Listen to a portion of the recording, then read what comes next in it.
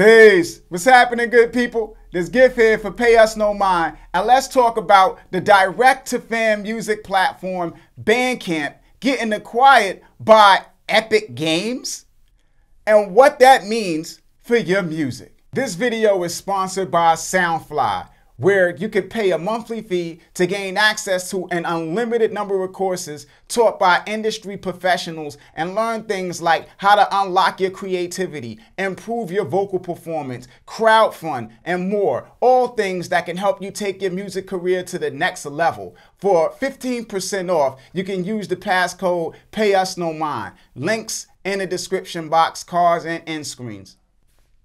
Now, first, I want to talk about Spotify and what's been happening with them for like the past couple years, where they've been on this rampage of acquiring podcasting networks like Gimlet, where they buy these podcasting networks that already have this inventory of podcasts. They bought Gimlet, they bought Anchor, and the reason for those purchases. Now, if you're not familiar, streaming platforms have to pay licensing fees to the companies that own the music that they use on their platforms. So Spotify has to pay licensing fees to Warner Music, to Universal Music Group, to Sony Records, all of these companies, as well as to rights holders like publishers and songwriters and things of that nature. Not to mention the independent artists and the digital distributors that they got to pay as well. Now, those licensing fees can get really costly and eat into your revenue. For a platform like Spotify, it accounts for like 70% of their revenue. 30% they keep to themselves, like 70% goes out to rights holders, maybe more. Now, a company wants to make more money.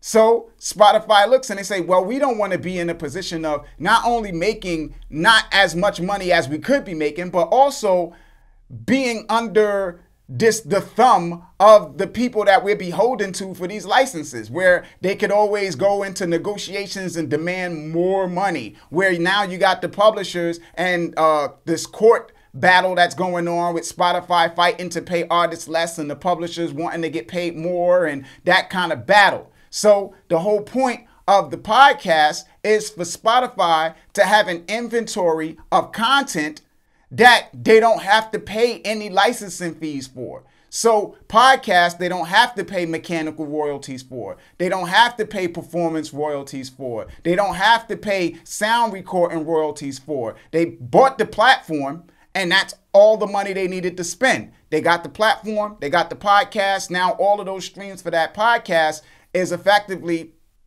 money that they get to keep in their pocket. So that was the point, really, and that is the point of Spotify acquiring all of these podcasts, to reduce the licensing burden of having to pay all of these rights holders that own the music that people are streaming. So that's like the reason why they did it. Now, I bring that up to point out a few things here. When you look at a platform like SoundCloud, and when they introduced their monetization offer of SoundCloud Premier, and how they were able to select who got to monetize their music on the platform, and how they could even get away with something like that. You got your music on SoundCloud, people streaming it, but you're not getting any royalties for it. You're not getting any performance royalties for it. You're not getting any mechanical royalties for it. How so? How does that work? Now, you look at a platform like Bandcamp. Similar situation. They just allow you to sell your music. So on Bandcamp, you can sell your music and people can buy it, but it's the same thing. People can stream it as much as they want without paying you for it. Now, they don't have on-demand access to it, but when they buy it, they do. Bandcamp has an app. That app allows users to playlist songs, stream songs as much as they want, and download those songs for offline playback. Now, Apple has I think it's called Apple Locker, where if you store a song in your Apple Locker and you stream that song from your Apple Locker. Now, these are songs that you purchased, songs that you bought off of iTunes. But if you stream those songs from your locker, you have the Apple has to pay royalties to rights holders for you streaming that song, because that song is being streamed from a copy that is on their servers. It's not the copy that you purchased. So in the sense of Bandcamp and their app, people aren't streaming the copy that they own. They're streaming a copy of that song that are on Bandcamp's servers. When they download that song for offline playback, they are downloading a duplicate of that song for playback, which is a copy. And that should generate mechanical royalties. But artists don't get no sound recording royalties for the streams. They don't get no performance royalties. They don't get no mechanical royalties from all of these streams that are generated from Bandcamp. Why?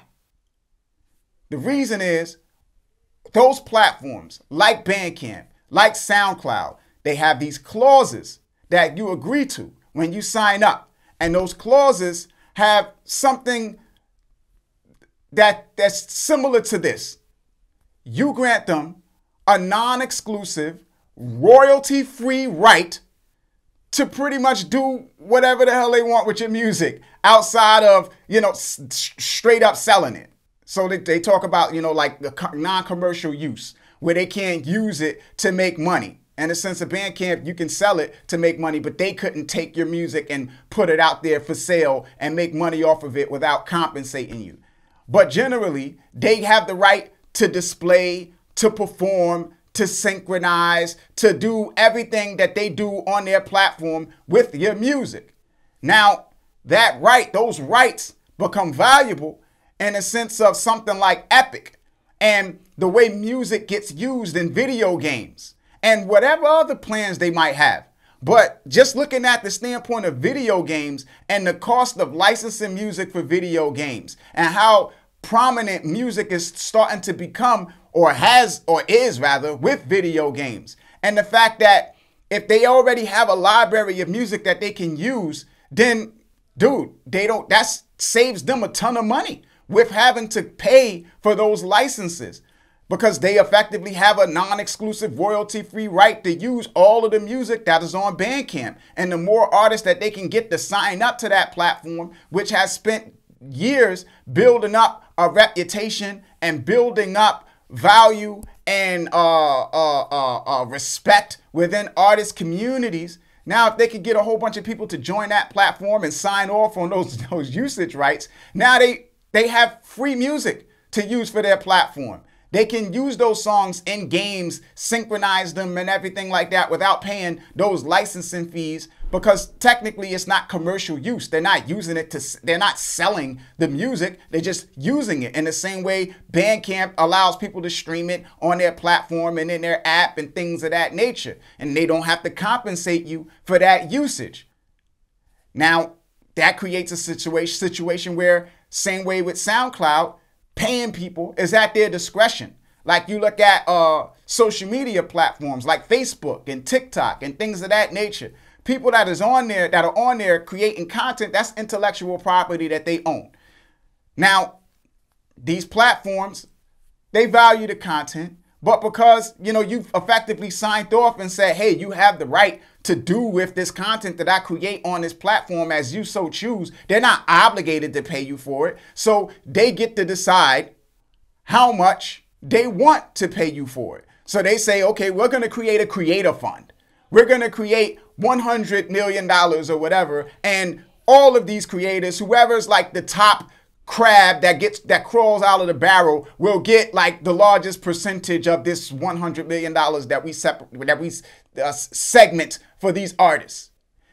It's not based on your value to the platform. It's not based on any kind of like per view rate or anything like that, because those things might actually eat in the profits. They get to decide how much you get paid. They get to decide who gets to monetize on their platform. So Epic Games, same thing. You signed off. They have a non-exclusive royalty-free right to do as they choose with your music, and they get to decide who gets to monetize and who doesn't. So they can say, okay, well, these artists, we're going to pay. And the rest, we're not.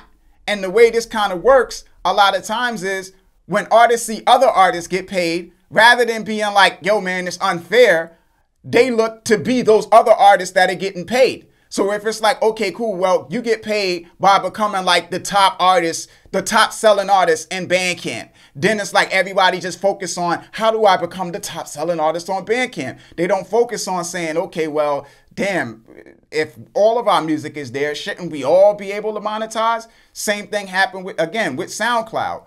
And the artists that are in the top echelon that are able to monetize, those are the artists that have the name, that have some level of value and power. And now they're not going to fight because they're effectively fat. You know, they're getting paid. So it's the artists that aren't making, you know, that don't have the fan base, that don't have the support system, that ends up catching the short end of the stick. Now, how this ultimately plays out, who knows? What's the ultimate goal of this Epic Game acquisition and everything? Who knows? They could buy Bandcamp and kill it off and create something else for all we know. What I do know is that Epic Games is partially owned, I believe 40% is owned by Tencent, the Chinese mega corporation that owns all of those streaming platforms and owns video games as well, and also owns a percentage of Spotify, as well as a percentage of, I believe, one of the three major record companies, I believe it's Universal Music Group. So they own a percentage of one of the top three major record companies. They own a percentage of Spotify, as well as now owning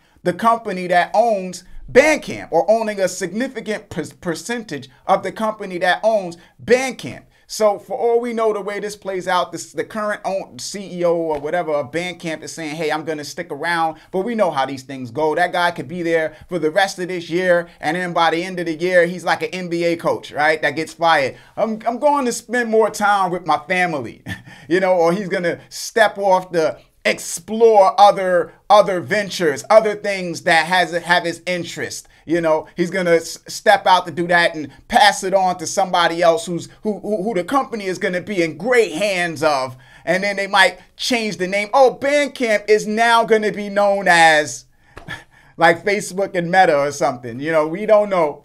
It remains to be seen how this plays out. But I would love to hear y'all take on it, and how y'all feel about this acquisition, and how y'all see it kind of like breaking down and the directions that you feel like it could go. And also for Bandcamp users, how you feel about your music and the safety of your music, and how your music could potentially play out with this acquisition. Share your comments below. As always, y'all can hit me up at Payusnomind on Twitter, at Payusnomind on Instagram, Payusnomind@gmail.com. This is GIF signing off. Payusnomind. Peace, good people. One.